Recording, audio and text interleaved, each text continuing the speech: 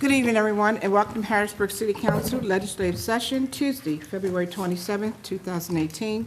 I'm calling this meeting to order at 6:15 p.m., and I apologize for the lateness.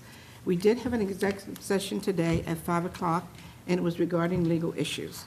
Moving on to the the roll call. Ms. Houston, please do the roll call. Yes. Mr. Allett. Present. Ms. Daniels. Here. Ms. Green. Present. Mr. Johnson. Here. Mr. Madsen. Here. Mr. Majors. Here. Ms. Williams. Present. Thank you, Ms. Houston. Moving on to the invocation, Mr. Maston. Yeah, I'd like to have a moment of silence for Mylan Nguyen. She was the student that passed away this past week. She attended Marshall Math Science Academy, and I'd like to have a moment of silence for her and her family.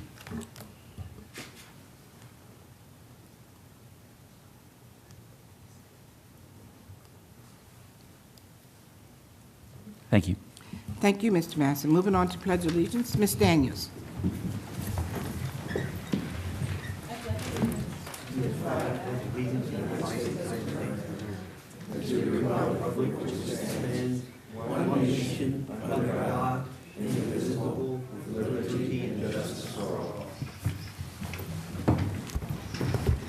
Thank you, Ms. Daniels. Moving on to communications.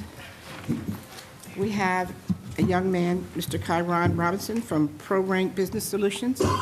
Are you here this evening, Mr. Robinson? Would you please come to the front? You can either stand or sit right there. Right there. And I can turn the microphone for you.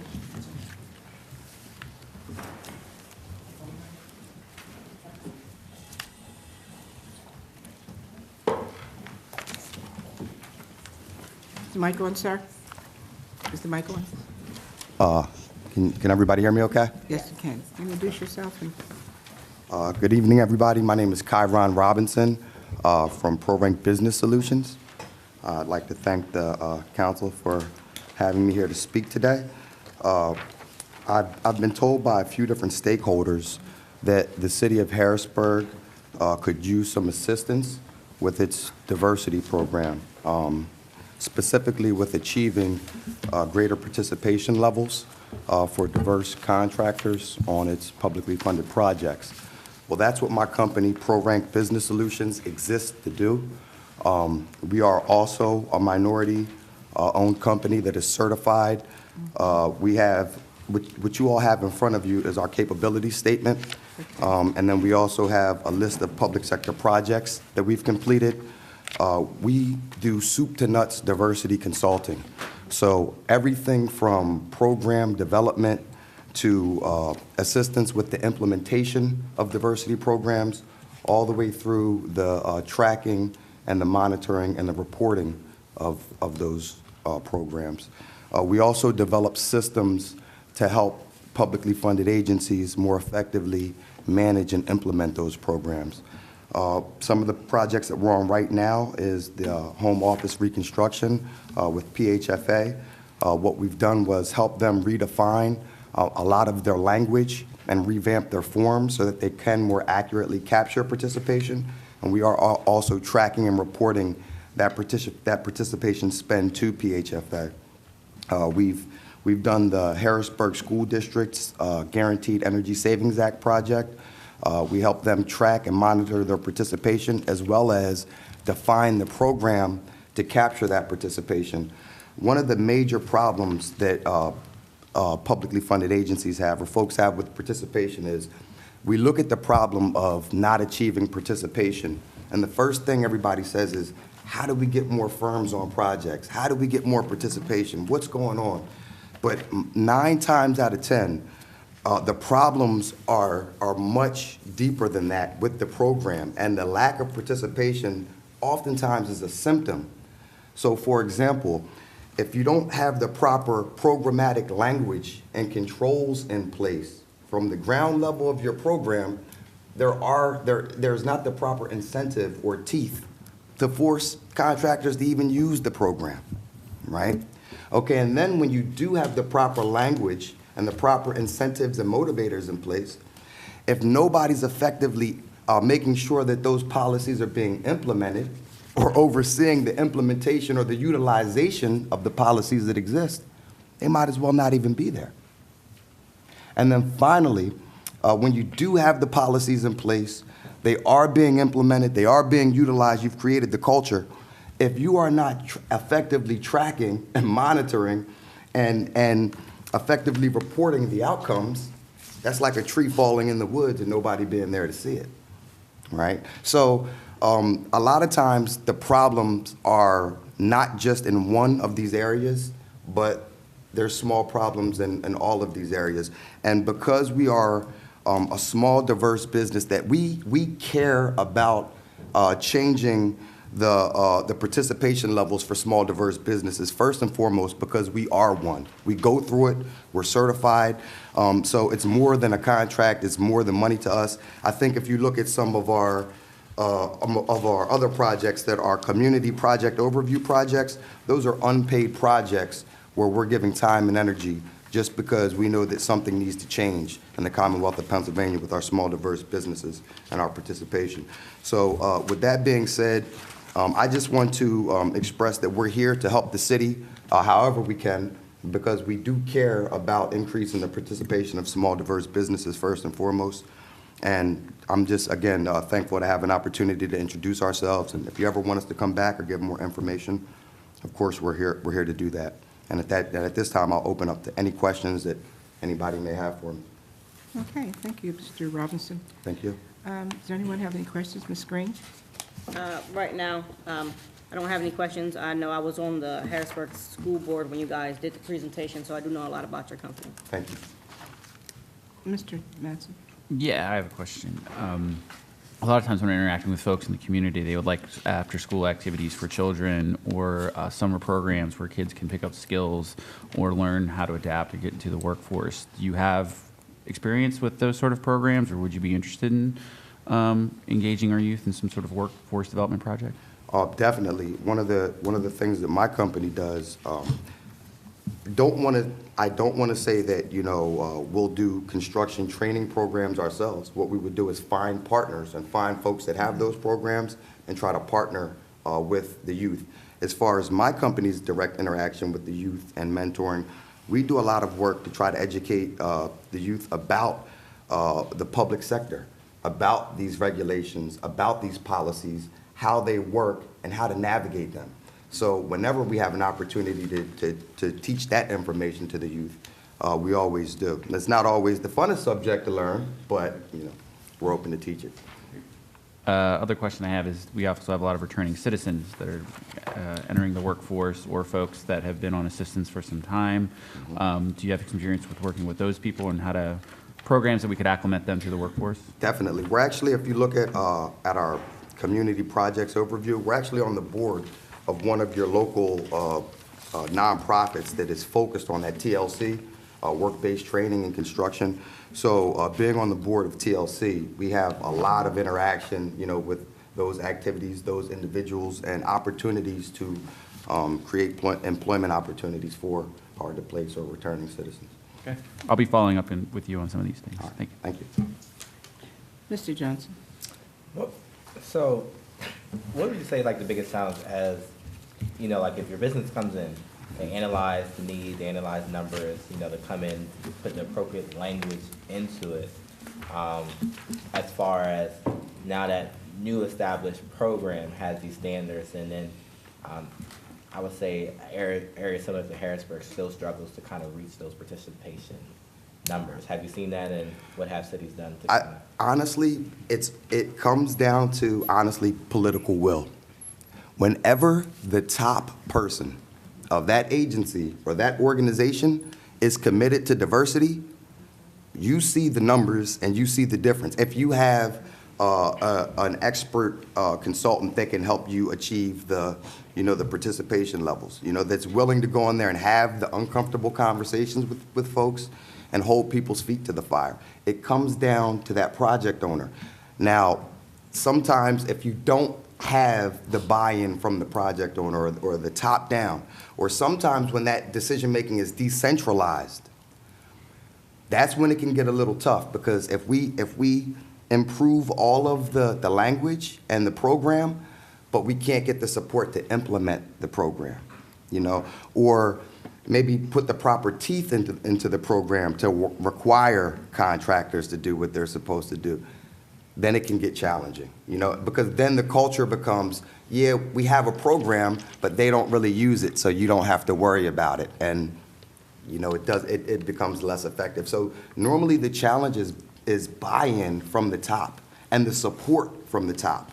And when we have that, we can do amazing things with programs. And I also know another fear as far as when it comes to increasing the participation of the fear of the local workforce. So, people, this idea of saying like, hey, we want to see more participation of, disadvantaged small business owners, but enterprises. But if they're coming from, Ohio, and like if I was a prime contractor and I wasn't a minority, and as I say, I'm coming in and I'm hiring minorities. You see what I'm saying? Where we have people actually on the ground who are kind of meet the goals that we're trying to see. Like, how do you find like that balance between? That's an awesome question. A lot of times that gets blended together when we're talking about diversity. And it's really two different pots of diversity. They're apples and oranges. You have workforce diversity, which is the diversity of your employees and your workforce. And then you have business diversity, small business diversity. And it's important to keep them separate because an employee, while he's an employee or she's an employee in the workforce, is never going to hire other people, right? So that is a standard of diversity and you want to track it, but you have to keep that separate from your small business diversity. And you want to keep the goals and the expectations separate because that's going to have different economic impacts on you as a city. And if we can, and for example, say you have 5 companies from Baltimore, 5 small, diverse companies from Baltimore. They didn't exist in Harrisburg, right? But they're coming here and they're working on $1 million project, and then they get another one, and then they get another one. What's going to happen? They're going to come set up shop in Harrisburg. Eventually, ProRank's a perfect example. Our office is being built at the hub right now, and what are we going to do? We're going to hire from Harrisburg. We're going to start to, pay taxes to Harrisburg, and that's how we help revitalize Harrisburg. We bring businesses into Harrisburg that did not exist here previously. Thank you. I don't have any more questions. I do have your card, and I'll be. Thank you. reaching out. Mr. Abbott? I don't have any questions this time. Mr. Majors? No, my questions have been asked, but as a fellow HBCU alum, good to see you. Good to see you, a Thank you. fellow person in business. Thank you. Ms. Daniels? No questions, thank you. And as well, Mr. Robinson, it's just, great to see you here, and we hope that you are able to, help the city of Harrisburg and their diversity. Thank you very much. And we look forward to interacting with you. Thank you very much. Thank you. Excuse me.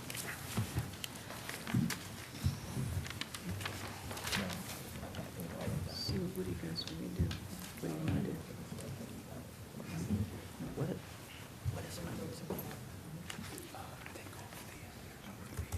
Okay, moving on to courtesy of the floor. At this point, does anyone to my right who would like to come to the mic, please do so now?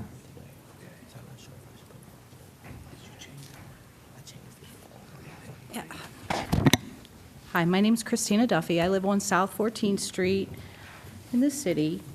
And about 2.5 weeks ago, we had these placed on our vehicles. It's an ordinance from 1959 about parking on the sidewalk, and we should be parking on the street, okay?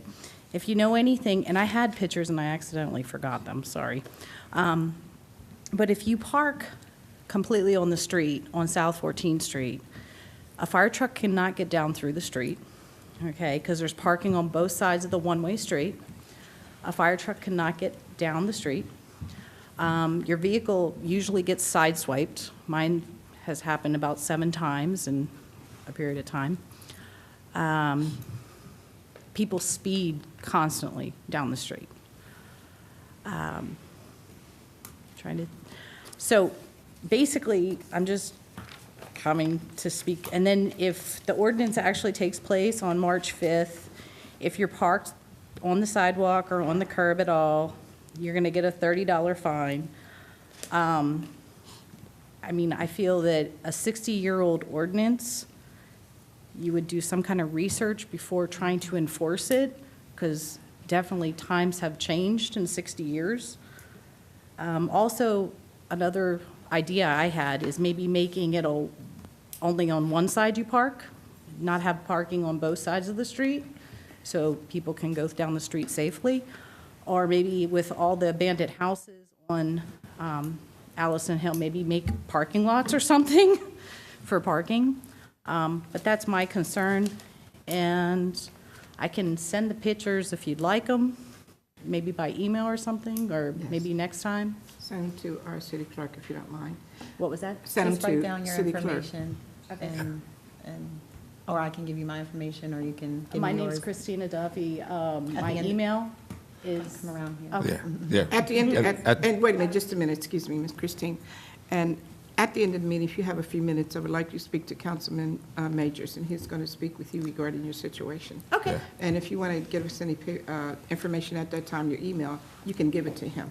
Okay. Okay? Thank you. Yeah, Thank I'll you. give you my I'll give you my email address so we can be in contact. And then just for, what's the cross street? So South 14th and, We have Swatera. okay. All right, I just wanted, That's the so I have closest. a point of reference. Okay, thank you. Thank you, Mr. Majors. Anyone else to my right? Anyone in the middle?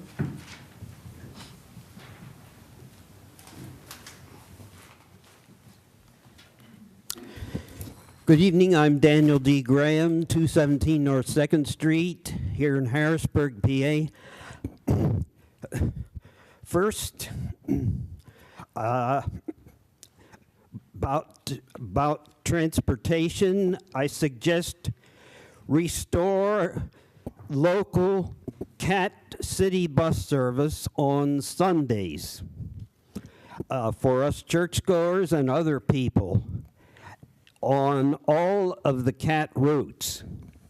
And I suggest run the buses at least every half-hour frequency all day on Sundays. I just want to point out that over in the Lancaster area, the Red Rose Transit, I read they have bus service every day in the week, including Sundays. So so I suggest, again,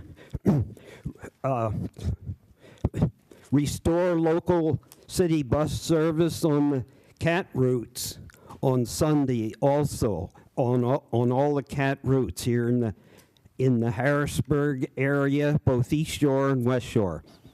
And also, as I said before, put more railroad passenger trains running on all the rail lines coming to and from Harrisburg in all directions. All over Pennsylvania and, excuse me, again, all over Pennsylvania, run railroad passenger trains on all the rail lines, and running into New York State and other states. Also, public safety. This is another important issue. Again, I thank you, Mayor Papenfuse and City Council, for standing firm on gun restrictions and gun controls. Again, we need those gun controls and restrictions. And as I said before, ban the dangerous weapons, military weapons, and require all gun owners to report loss or theft to police within 3 hours after discovering guns are missing, and require complete background checks for every person who wants to own a gun. For every person who wants to own a gun, require complete background checks, including mental health screenings. And don't let the National Rifle Association or any other gun lobby dictate policy. You do what's right, regardless of what the NRA or other gun lobby it says. Again, don't let the NRA or any other gun lobby dictate policy. You do what's right for public safety and protecting our people and protecting our children.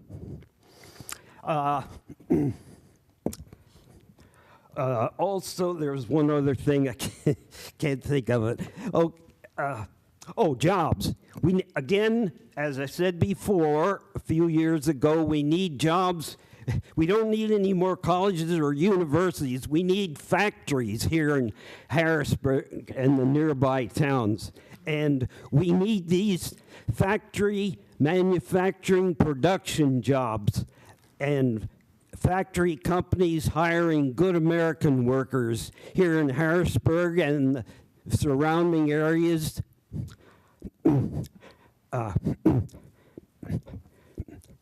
Hiring good American workers to make products, a wide variety of products in our factories.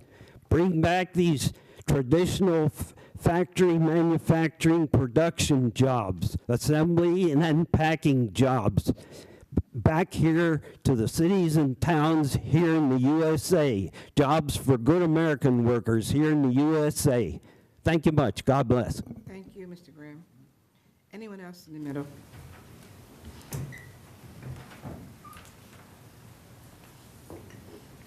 How you doing? My name's Chan, and I just I'm came. sorry. What is your name, sir? Chan, C-H-A-N. Pardon me? Chan, C-H-A-N. Your full name, please. Chancier, but I just go by Chan. And your address, your name and address. 539 North Front Street. Okay. So I just came here to get an idea of what was going on and things of that nature and get involved, whatever. And I didn't really have any questions, but then when he brought up about the road safety and things of that nature, and I'm with you with the gun thing, definitely. But I'm not sure. I just want to get maybe your ideas of maybe you've experienced this or whatever.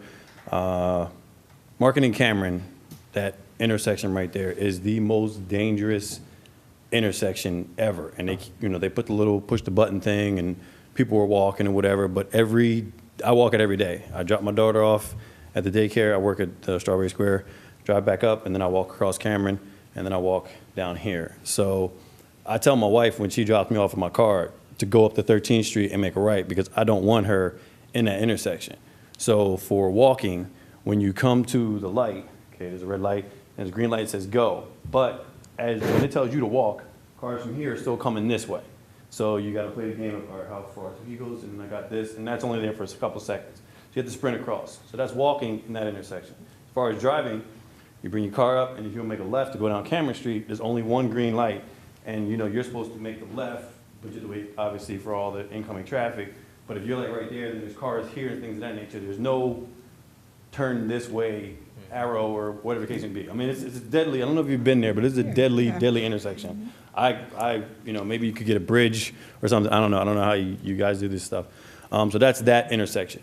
Then coming up to, when you come up under the big white bridge, I'm not sure what that street is, but then right across is the Amtrak station, right there. That's another light. So this turns red, and then you're supposed to walk.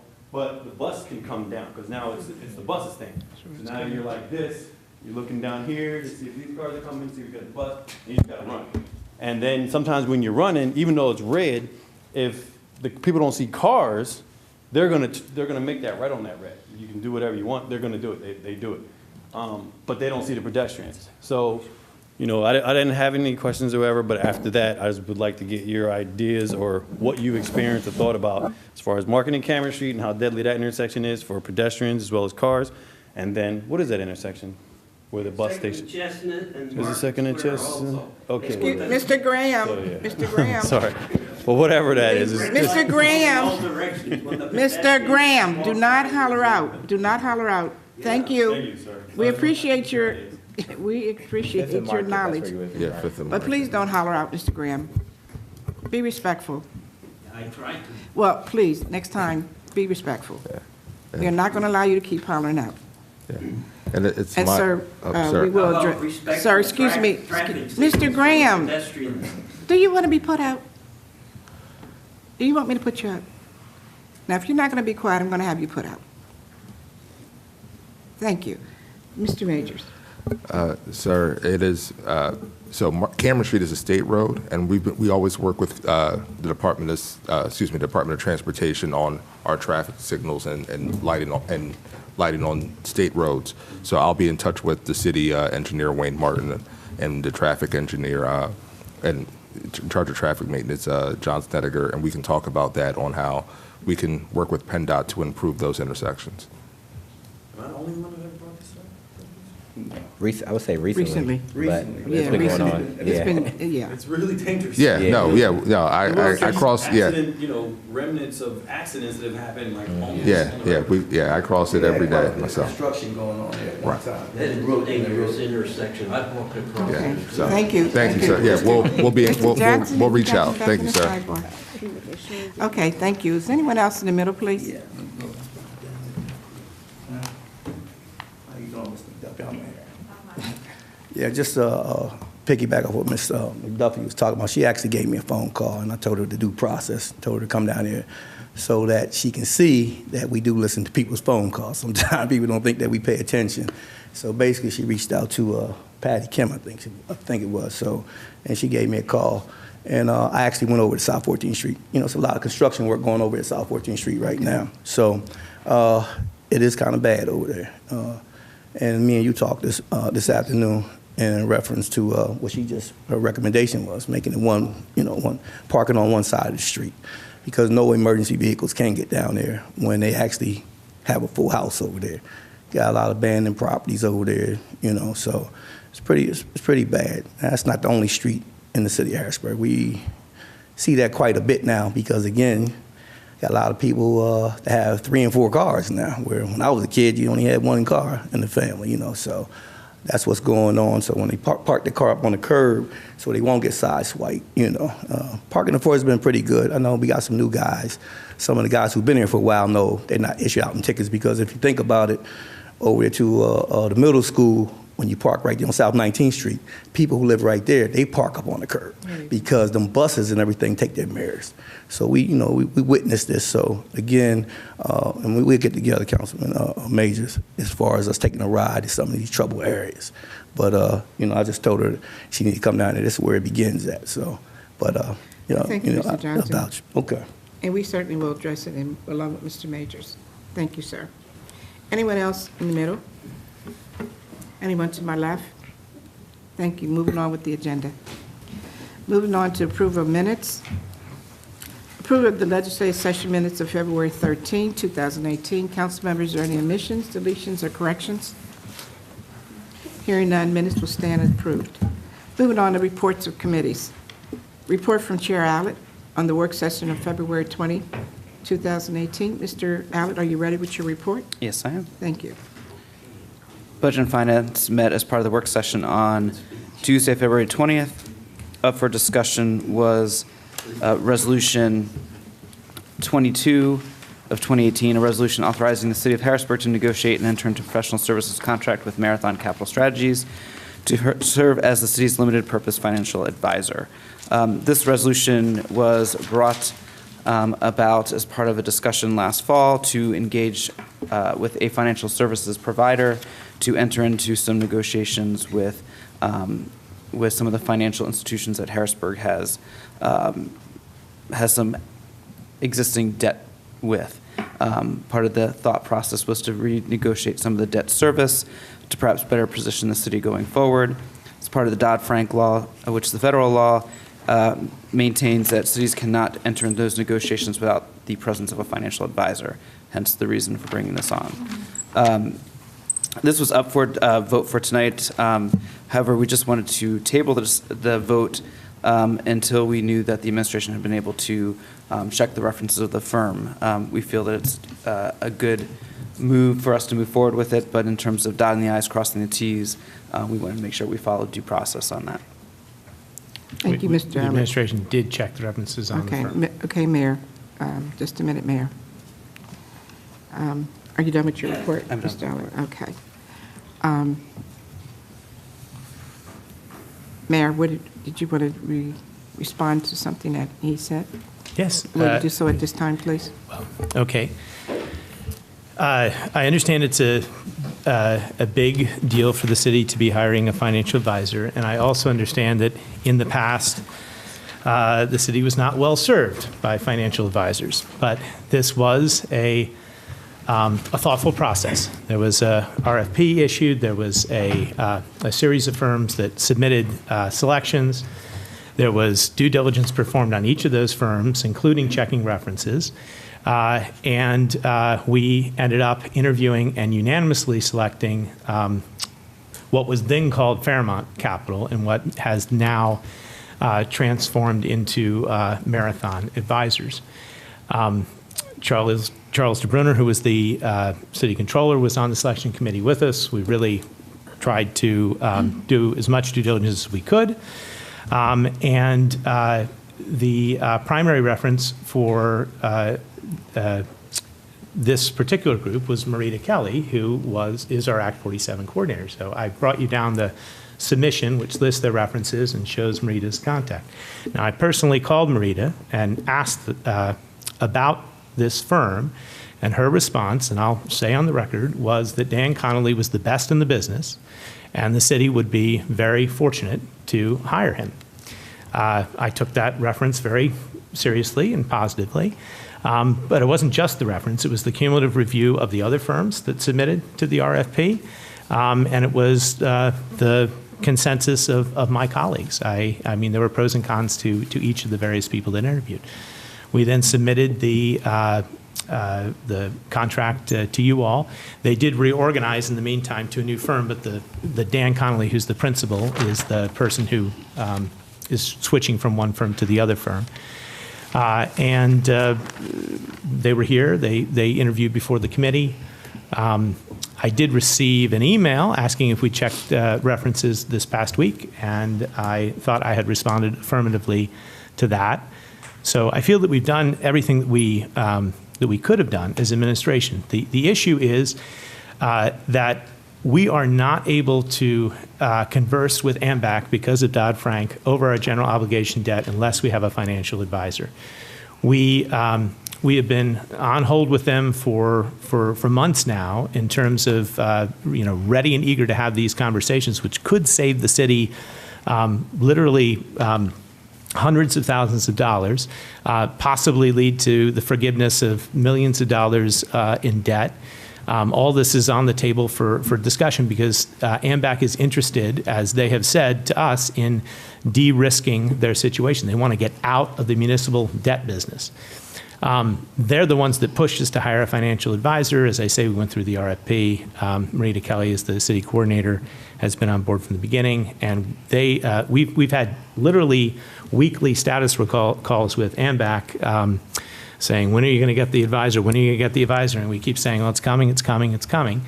And interest rates continue to go up. And basically, this is something of a time-sensitive nature. Obviously, I respect council's desire and willingness to do its own due diligence, but we did make this decision very thoughtfully. And I think if we delay even a few more months, potentially it could end up, or weeks, it could end up costing the city in the long run. We've got to negotiate a settlement, a restructuring, a workout. We've then got to bring that proposal back to you for a vote, and all that has to happen before we can lock in any type of new interest rates for the city. We're paying 6.75% on our debt, which is enormous. If we can reduce that, which we can now, by even a percentage point, that's hundreds of thousands of dollars. And probably, if we'd been able to do this even 3 or 4 months ago, we could have saved even more money. So that's the only reason that time is of the essence. It has to do with the current interest rate climate, and we can assure you that any proposal will be back before council for your careful consideration. Okay, thank Did you, you Mayor. talk to John Hall and Tony Pipitone? I did not. Okay. On the record. Okay. Before we go into anything else, I would like for you to suspend the rules if you want to do a dialogue with the mayor. Would you like to do that? No, it's done. Is there any No, more dialogue? I just. Wait a minute. Okay, may I have a second? Second. Thank you. Now, Mr. Majors first. Yeah. No, the only thing I want to make sure is, so you said if this could have been done 3 or 4 months ago, was this before council 3 or 4 months ago? No, we just got it. Okay, so I just want to make sure that as it's being characterized, that it's being characterized correctly. We just got this information. You saying something about this could have been done 3 or 4 months ago, it's valid, but if we didn't have an opportunity to have it for a vote, I don't want it being misrepresented to the public that we delayed this 3 or 4 months, and by us asking for potentially a copy of the references, which we do now have, that somehow was us trying to slow the process down. But you could have asked last week when they were here. Sir, I didn't make the suggestion to table. I'm just making sure that the comments that were made are being shown that we got this information. So again, if council chooses to table it, which it may be the recommendation, that is that. But you're saying that 3 or 4 months ago, we could have done something. We couldn't have done anything. We didn't have that information at that time. As that company and the individual that we were looking to work with was transitioning to a new firm. So I just wanted that on the record. I didn't want it to be framed as. It is true that what happened was the original firm that submitted the RFP reorganized. These guys moved into their own firm. They had to become incorporated, register as an LLC. That's what delayed it, not council's action. But at this point, I would encourage council to move on it. I think it's in the interest of the city to hire that financial advisor now and to begin those conversations with AMBAC. Ultimately, that's your call, but I think delaying is not in the public interest right now. Mr. Johnson. And I don't view it as delaying. I don't think we literally got this at the last legislative session. We had it on our first work session. We did ask questions to the people that were here. And then I'm the person who asked the email questions about the references. If I was even provided just what you provided today on Friday, it still would have provided some opportunity for, even myself to call the 2 other references outside of our Act 47 coordinator. It wasn't until today where this document popped up. So I'm not. Which I went and got for you. You got it for me today, Yeah. but I asked the question on Friday. And I responded to you, and you did not. One reference. You did not say that you'd like more information. I mean, it's not. That's because the one reference that you responded to me yesterday, I was not able to talk to.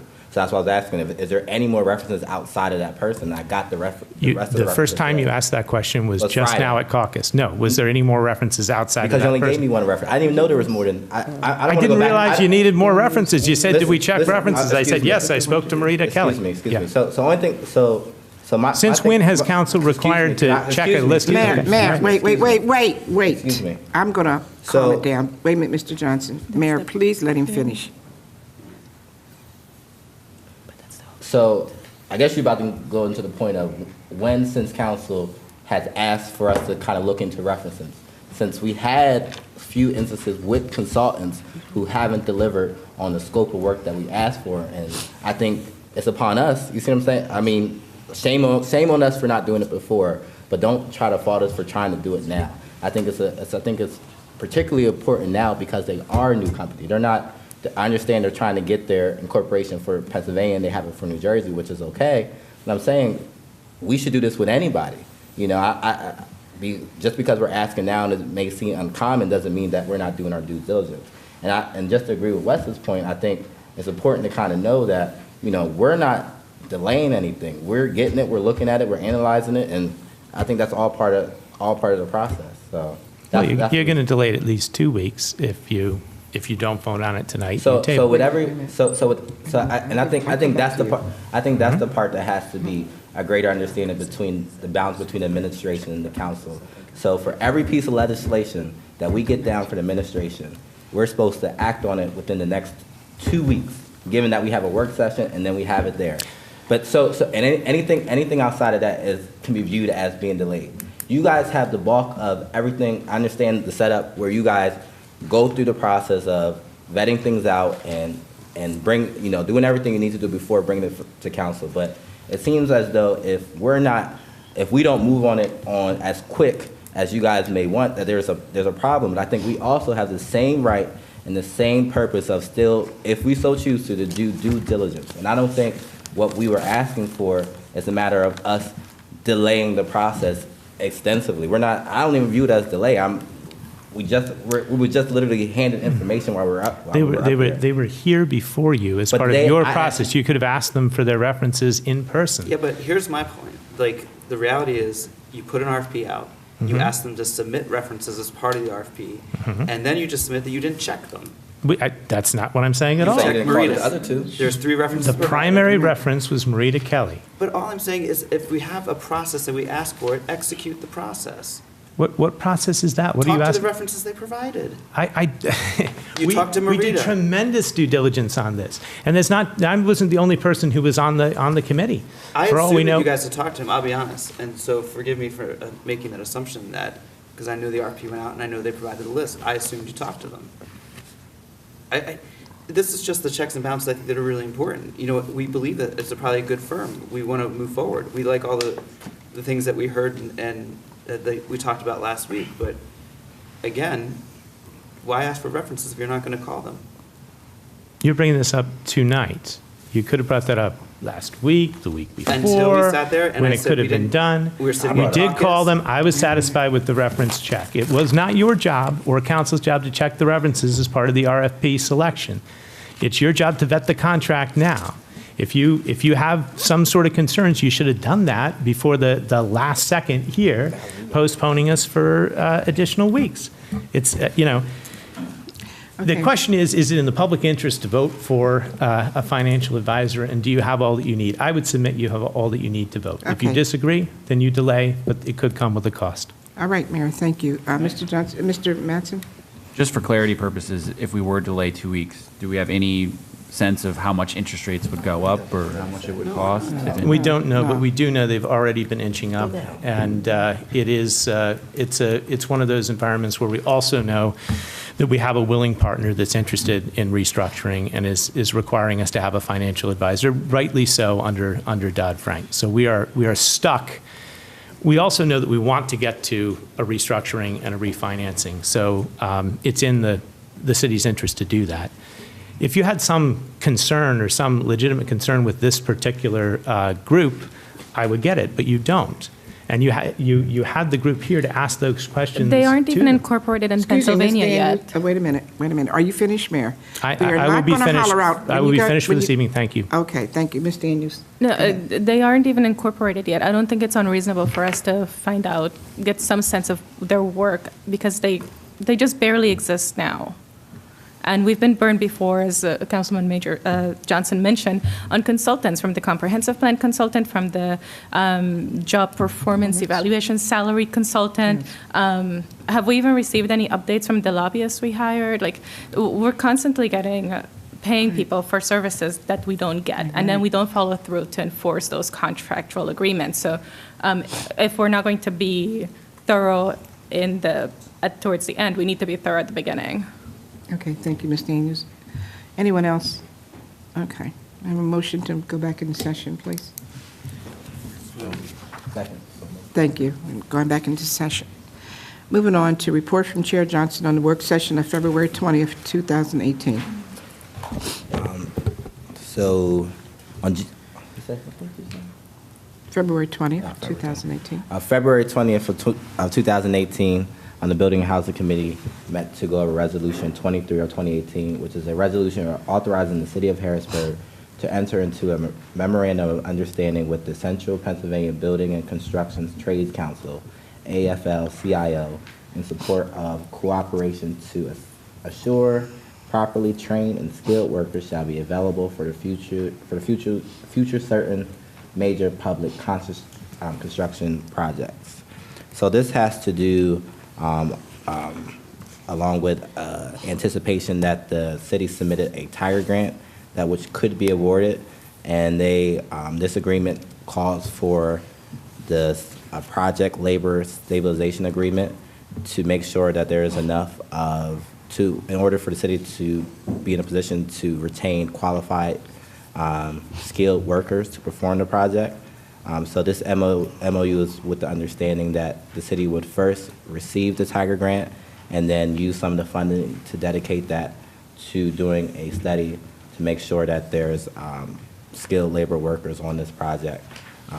So we met with the trade unions. There were two representatives here at the time.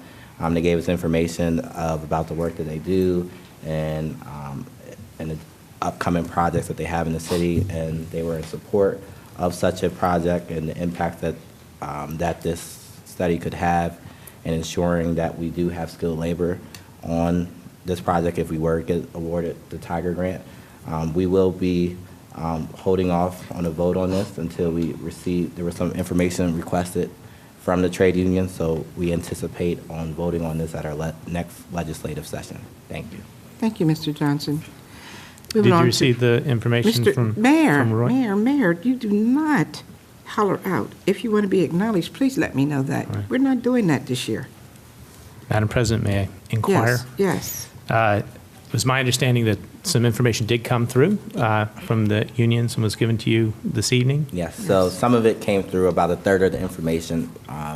Mr. Chris indicated there was some more information that was going to be submitted on Friday, on this upcoming Friday.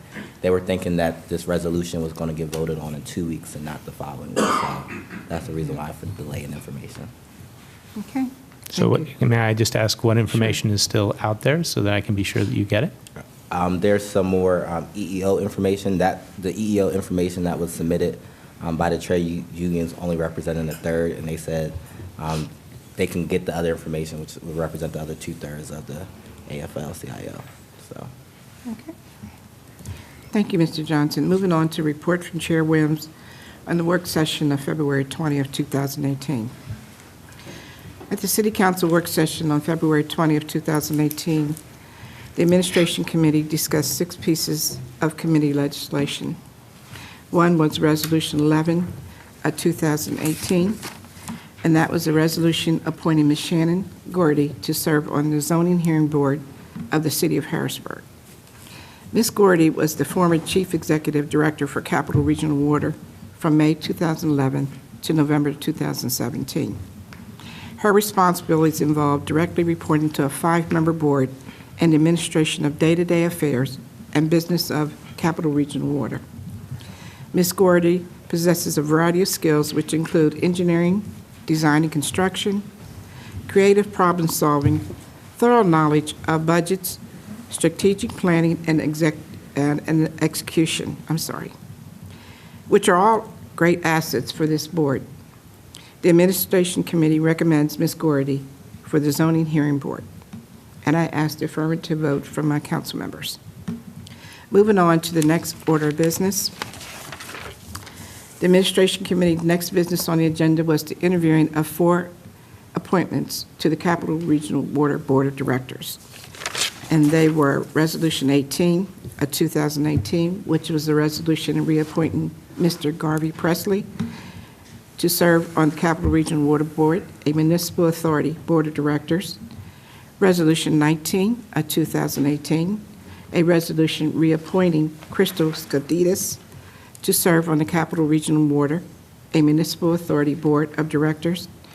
Resolution 20 of 2018, a resolution appointing Mr. Andrew Enders, Esquire, to serve on the Capital Regional Water, a municipal authority board of directors.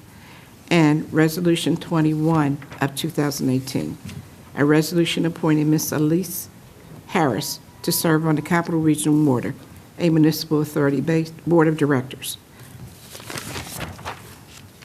2 of the candidates are reappointments to the board, Mr. Garvey Presley, and yes, Mr. Presley, we know you have 1 S in your name, and the other, Ms. Crystal Skouditis. The other 2 are new appointments, Mr. Andrew Enders, Esquire, and Ms. Elisa Harris. Mr. Presley has extensive experience of over 25 years in the treatment of wastewater. He handles on a daily basis PA1 calls and other emergency situations that arise. He presently works as an operator 2 for Dairy Township Municipal Authority, and he previously as a chemical operator. Mr. Garvey continues to attend training courses to maintain his certificate in wastewater treatment. He certainly is an asset to the city with his extensive knowledge on our board member, as our board member candidate. And the Administration Committee recommends his reappointment. And I ask my council members to please vote into affirmative for his vote for his position. Next is Ms. Crystal Skodidis, who is a licensed CPA and specializes in municipal authority, organizational management, and a wide variety of financial skills. As a member of Capital Regional Water Board, the City of Harrisburg would have a candidate who is familiar with all aspects of audits and budgets. It would be beneficial to the city to retain Ms. Skodidis for a reappointment to the board. And I ask my council members again for affirmative vote. Next, it was Mr. Andrew Enders, who is a licensed attorney by day and is willing to contribute to the community by becoming active on a board or commission.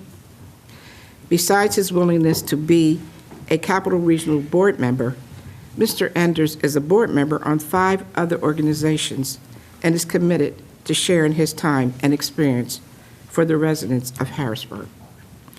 With his legal background, he would be a welcome addition to the Capital Regional Water Board on behalf of the city. The Administration Committee recommends Mr. Enders. And again, I ask my council members for affirmative vote for him. Next is Alyssa Harris, who is a professional with experience in legislative affairs with knowledge of gas and electric utility companies. In her previous employment, she has lobbied to develop media and outreach activities for retail marketing. She was a liaison for Pennsylvania's industry sectors on permitting, funding, regulatory, and compliance matters. Ms. Harris has held numerous positions relating to the environment, waste management, and utilities. Ms. Harris would be an exceptional board member, and the Administration Committee recommends her appointment. And again, I ask for an affirmative vote from my council members for Ms. Harris. Now, I just want to make a statement regarding the Capital Regional Ward Board members. Although the Administration Committee has agreed to place the 4 appointees on the agenda for a vote for affirmative, their approval, there was a continuous discussion regarding the Capital Regional Water Board. Number one, many of our residents have expressed concerns over the water bills, which seem to have increased over the 2 or 3 years. Number two, street sweeping, which is to take place on a particular day, and it does not happen, but residents are still receiving numerous tickets. And to add to that, individuals sweeping are not performing the job as well as they should and could. Is there a street sweeping policy in place? And that was asked of the Capital Region Board. What about the work on our city streets? Are MBA and WBA inclusive in these projects? And number four, is there a policy in place on stolen water meters? Who is responsible? CRW has insurance on meters. Does their carrier pay for their property that is owned by them? And this is some of the questions that was discussed, and I thought it was important that the residents of the city of Harrisburg should know about. As board members, how are you going to enhance minority contracting and minority hiring? And how do you view transparency and openness as far as relation to the Harrisburg City Council? So I think it was important that we ask these questions and we get this information. And I'm hoping that Mr. Karowski, who was in the audience, will make sure that we get answers to all those questions.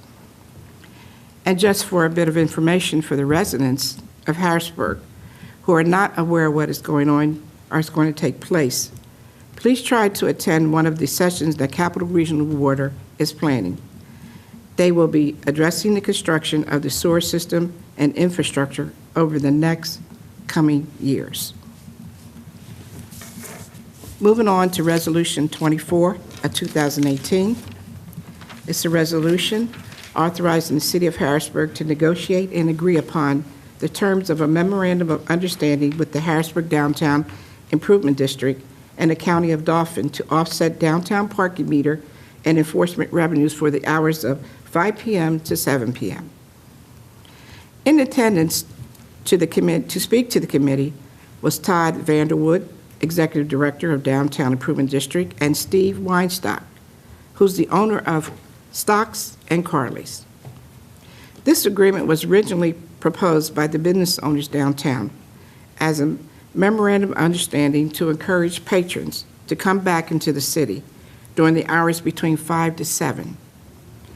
There was a meeting held by the owners with the county, the city, and Downtown Improvement District to discuss why patrons were not visiting their establishments. And the reason was the parking meters and ticketing of cars during that period of time. In a mutual agreement by the City of Harrisburg, the County of Dauphin, and the Downtown Improvement District, each entity would pay to offset the cost of parking during the hours of 5 to 7. All of the meters would be covered during this period as well. The County of Dauphin would contribute $110,000. The City of Harrisburg would contribute $110,000. And Downtown Improvement District would contribute $50,000. Total costs of $270,000 per year. The agreement included a 3-year term provision, but as the chair, I was not in agreement with the 3-year term. The City of Harrisburg is coming out of a financial deficit after 28 years in the red. I would like to see figures for a 1-year period, how effective this agreement would be. Certainly, this is a positive incentive to bring patrons back into the downtown area, but we need to identify where the money is coming from for this initiative by the 3 entities. Yes, City of Harrisburg has informed council that this would not affect our waterfall payments from the parking authority, but we would still like to know what account this money would come from. Now, the administration will remove this from the agenda until we receive correct documents from the county to agree to a 1-year period. I will place this back on the agenda on March 10th for a vote, and that is the end of my report. Thank you. Moving on with the agenda. Ordinance for first reading, Bill 1 of 2018. Ms. Houston, please read that into record. Yes. Bill 1-2018 was moved by Mr. Allett and second by Ms. Williams. It is an ordinance amending the appropriation and expenditure procedure in Section 2-3007.4 of the Codified Ordinances of the City of Harrisburg to increase the budgetary transfer threshold from $20,000 to $50,000. That will be placed in Budget and Finance Committee. Moving on to Bill 2, please. Bill 2-2018 was moved by Mr. Allett and second by Ms. Williams. An ordinance approving the acceptance of loan funding by the City of Harrisburg from the Commonwealth of Pennsylvania Department of Transportation Infrastructure Bank in the amount of $2 million for the purpose of restoring, repairing, and improving streets within the city situated in South Harrisburg, including accessibility upgrades relating to Americans with Disabilities Act compliance. That also will be placed in Budget and Finance Committee. Ordinance for amendment, we have none this evening. Ordinance for final passage, we have none as well. Resolutions, Resolution 11, 2018. Ms. Houston. Resolution 11-2018 was moved by Ms. Williams and second by Mr. Allett. It is a resolution appointing Ms. Shannon Gordy to serve on the Zoning Hearing Board of the City of Harrisburg. Any questions or comments, council members, on that particular resolution? Hearing none, please call the vote. Mr. Allett. Yes. Ms. Daniels. Yes. Ms. Green. Yes. Mr. Johnson. Yes. Mr. Madsen. Yes. Mr. Majors. Yes. Ms. Williams. Yes. Vote passes. Thank you. Moving on to Resolution 16. Resolution 16-2018 was moved by Mr. Madsen and second by Ms. Williams. It is a resolution approving the second proposed 2018 budget reallocation. That will be placed in Budget and Finance Committee. Moving on to Resolution 18 of 2018. Resolution 18-2018 was moved by Mr. Madsen and second by Ms. Williams. It is a resolution reappointing. a resolution reappointing Mr. Garvey Presley Jr. to serve on the Capital Region Water and Municipal Authority Board of Directors, CRW Board. Any questions or comments on Resolution 18? Council members? Hearing none, please call the vote. Mr. Allett? Yes. Ms. Daniels? Yes. Ms. Green? Yes. Mr. Johnson? Yes. Mr. Madsen? Yes. Mr. Majors? Yes. Ms. Williams? Yes. Vote passes. Thank you. Moving on to Resolution 19. Resolution 19-2018 was moved by Ms. Williams and second by Ms. Daniels. It is a resolution reappointing Crystal A. Skotidis, excuse me, CPA CFE, to serve on the Capital Region Water and Municipal Authority Board of Directors, CRW Board. Any questions or comments, council members? Hearing none, please call the vote. Mr. Allett? Yes. Ms. Daniels? Yes. Ms. Green? Yes. Mr. Johnson? Yes. Mr. Madsen? Yes. Mr. Majors? Yes. Ms. Williams? Yes. Vote passes. Thank you. Moving on to Resolution 20. Resolution 20-2018 was moved by Ms. Williams and second by Mr. Allett. It is a resolution appointing Mr. Andrew Enders, Esquire, to serve on the Capital Region Water and Municipal Authority Board of Directors, CRW Board. Questions or comments, council members? Hearing none, please call the vote. Mr. Allett? Yes. Ms. Daniels? Yes. Ms. Green? Yes. Mr. Johnson? Yes. Mr. Madsen? Yes. Mr. Majors? Yes. Ms. Williams? Yes. Vote passes. Thank you. Moving on to Resolution 21. Resolution 21-2018 was moved by Ms. Williams and second by Mr. Allett. It is a resolution appointing Ms. Elisa E. Harris to serve on the Capital Region Water and Municipal Authority Board of Directors, CRW Board. Questions or comments on Resolution 21, council members? Hearing none, please call the vote. Mr. Allett? Yes. Ms. Daniels? Yes. Ms. Green? Yes. Mr. Johnson? Yes. Mr. Madsen? Yes. Mr. Majors? Yes. Ms. Williams? Yes. Vote passes. Resolution 22, 2018, Resolution 23, 2018, and Resolution 24, 2018 will be removed from the agenda. Moving on to Resolution 25. Resolution 25-2018 was moved by Mr. Madsen and second by Ms. Williams. It is a resolution authorizing the City of Harrisburg to enter into a memorandum of agreement with Smart City Media, LLC, for the purpose of implementing a media program consisting of approximately 25 digital kiosks, which will be placed in designated areas in the City of Are we Harrisburg. placed in Building and Housing Committee? Moving on to Resolution 26. Resolution 26-2018 was moved by Mr. Madsen and second by Ms. Williams. It is a resolution authorizing the execution of a supplemental professional services agreement with Traffic Planning and Design Incorporated, TBD, to conduct a traffic sign removal study at North 13th Street and Walnut Street. That will be placed in Public Works Committee. Moving on to Resolution 27. Resolution 27-2018 was moved by Mr. Madsen and second by Ms. Williams. It is a resolution endorsing the adoption and use of a fund balance policy for the City of Harrisburg. That will be placed in Budget and Finance. Moving on to Resolution 28.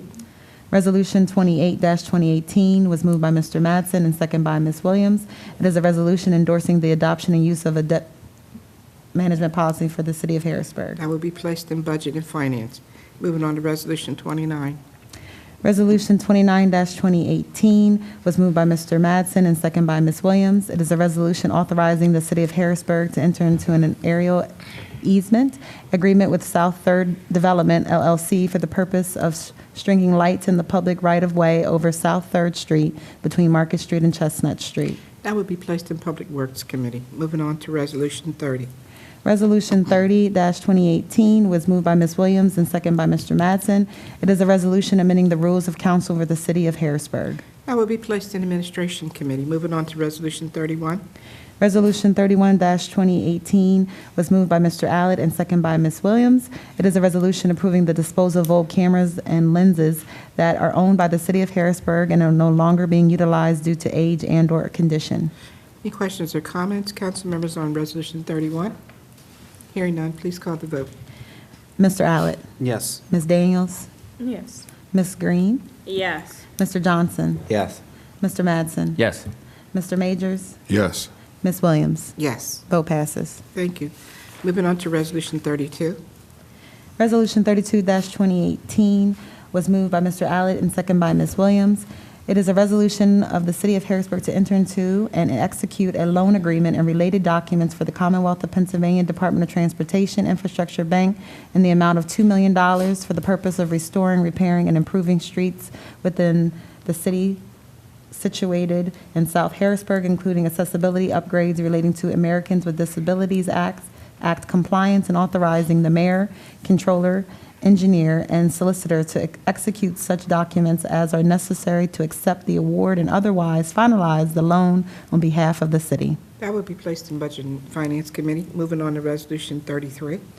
Resolution 33-2018 was moved by Ms. Williams and second by Mr. Allett. It is a resolution confirming the appointment of Tiffany E. Boldock, Esquire, to serve as the Senior Deputy City Solicitor for the City of Harrisburg. That will be placed in Administration Committee. Moving on to Resolution 34. Resolution 34-2018 was moved by Ms. Williams and second by Mr. Allett. It is a resolution confirming the appointment of Ronald K. Rouse, Esquire, to serve as the Deputy City Solicitor for the City of Harrisburg. That also will be placed in Administration Committee. Moving on to old business, council members. Is there any old business? Mr. Majors? Thank you, President Williams. With respect to Resolution 20 of 2018 and Resolution 21 of 2018, I just wanted to acknowledge the hard work and service of Mr. Cluck and Mr. Baltimore on the Capital Region Water Board. As a former member, I know that the hard work and time commitment that that board does require of its membership to ensure that water and sewer rates are equitable for the residents of Harrisburg, and also ensuring that as rates may be looking to increase, that they are taking everything into account as they move forward. Mr. Cluck and Mr. Baltimore both were advocates for city residents on the board, and with the appointment of these two new individuals, just for the record, those two have big shoes to fill. Like I said, Mr. Cluck was one of the folks who I served on the board with during my time, and he was a tireless advocate for our residents and really helped to push the board and Capital Region Water and Harrisburg Authority forward. Don't want his service to feel like it was in vain. It was a big help to the city of Harrisburg during a very difficult time when we were transitioning through Act 47 and trying to figure out exactly how we were going to move our collective ship forward. That board and his service was definitely something that was appreciative, and we hope that both members will continue to be advocates in the community while they may not be served on this board. As we all know, there are several other boards and commissions that we as council have to fill, and the administration has to fill. And we hope that while their service on this board has ended, that they'd be willing to serve on and continue to serve our community in any capacity. That I know that they're going to continue to be members of the community, but if they're called upon to serve on any other board, that they will continue the hard work that they did perform on that board. So I think that was for my old business. Thank you. Thank you. Thank you. Thank you, Mr. Majors. Anyone else with old business? Mr. Mattson? Do we want to talk about the commission? Oh. That's new business. And then I think Ms. Daniels may want to talk about that. Okay. Anyone else with old business? I don't know if you guys have any recent updates as far as the comprehensive plan. Yeah, maybe. There is a meeting coming up there that they met at the last board meeting. Ms. Green still sits on there. So she may. An email was supposed to be sent out to all council members, inviting them to the meeting. And I was just made aware that they never received that email. One was never sent to Kirk or any of the council members, except for myself. So I'm just finding out, that's Thursday at 6:30. It's a workshop meeting. It's an informational workshop meeting. I believe I just forwarded the email to Kirk, so he should be sending you guys the whole email chain. Yeah. So. Yeah. I think they were coordinating dates, I think, with two speakers who were coming to the board. One's actually Marita Kelly. Yes. And another is a gentleman who worked for the state for a number of years related to comprehensive plans. Okay. Okay. I just want to say to Mr. Krowski, I was made aware of a water assistant utility program, And if you have a couple minutes afterwards, I would like to discuss that with you, where this particular company receives grants to assist residents in their state or their city, and they assist them in gas, water, sewage, trash, and electric. So if you have a few minutes, I would like to discuss that with you, if you may, because we talked about how you were turning, Capital Region Water were turning off people's waters and didn't have the money to pay for the reconnection. So this is one assistant that you may want to look into for me, okay? Moving on to new business. Are there any new business, council members? Mr. Mattson? I tried Uber Eats on Sunday, and it was good. So if you haven't tried it yet, I would recommend it. Was your The food app- hot when you Well, got it? thank you, Mr. Mattson. Give us more of a review than that. It was good? I forget the name of the restaurant that I got it from, but it was, I don't have it offhand. But it was, no, it was good. But I would recommend, taking a look and trying it out. Well, thank you. Ms. Daniels? Just a reminder to everyone that this Saturday, March 3rd, the Fire and Ice and Fire Festival will be happening, so if folks could come down to enjoy the festivities. Everything is free. There's ice skating, ice sculptures, tons of entertainment. So if folks could come down, that would be awesome. And the second good news is the Youth Commission convened formally for the first time today, and we're really excited about these young students from the Harrisburg School District who will be kind of become ambassadors for City Council and administration to the younger population of the city. And I am expecting to work closely with administration and other council members in the coming year to support that endeavor. Thank you, Ms. Daniels. Anyone else for new business? Mr. Majors, and then Mr. Johnson. Okay. Well, one quick correction for myself. I've edited myself. It's Daryl Waters, not Daryl Baltimore. No, there's a big Waters and big Baltimore family in Harrisburg, so I want to make sure I got the name right. So that was Daryl Waters for his service on the Capital Region Water Board. And additionally, I'll let Mr. Johnson go first. All right. Okay. Well, and additionally, with February being Black History Month, I actually had a conversation with Mr. Johnson, and we've been talking about a lot of different things, and just wanted to, as we're looking to continue to improve the city, and we're looking at a lot of different things, we just wanted to and recognize. I just personally just wanted to recognize a few gentlemen who played a big part in a lot of youth in the city of Harrisburg and their engagement from the past and present, and so I just wanted to give their names for the record because they've been tremendous to a lot of folks in our community's lives. So had Mr. Greg Campbell, Coach Cam, Coach Chiz, Charles Chisholm, Mr. Sherman Cunningham, Mr. Anthony Britton, Mr. Lincoln Wilson, all gentlemen who really gave blood, sweat, and tears to the city of Harrisburg, and a lot of times they didn't receive a lot of public recognition from the whole city, but those kids whose lives they've impacted, I carry most of these gentlemen with me in my heart every single day. Those are guys who really reached out and had a helping hand with a lot of kids in the city of Harrisburg. And currently we have folks like our own Mr. Aaron Johnson, Public Works, who puts his blood, sweat, and tears into MOSEF, Michi Walker, Des Mangas, Sean Lewis, Mr. Jimmy Jones, and there's a lot of folks who I may not have mentioned. It's calls it to my brain, not my heart. All the folks that are really pouring back into our kids in the city of Harrisburg, and I just wanted to make that public statement. Thank you, Mr. Majors. Mr. Johnson. And just to piggyback off of Councilman Majors, a lot of those same legends, I'll call legends from the past, were instrumental in my life as well. They were your continuation of school. Like when you got to practice, you were still in school because you were learning. You weren't really learning about the game, you was learning about life and how you should conduct yourself, as a young adult, as a young man. And I think their impact is still being felt to, inside the city today. A lot of people who have made it in different levels of life. Just say, for instance, like LaShawn McCoy, me and him, we had the same Coach Britton at East Shore Royals. And he used to yell at us all the same. We always do laps together, but he was really, building our mind and our capacity to really get to grow into adults and be responsible adults. So, you know, we don't want to not forget those legends. And there's always up and coming people currently now. I'll speak on one. He was a high school quarterback for the Harrisburg Cougars. He's a senior this year.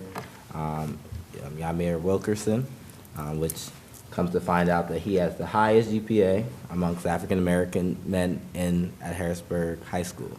A lot of times, you know, people like to associate athletes of being dumb jocks, and I think a lot of times we don't give praises when they are due.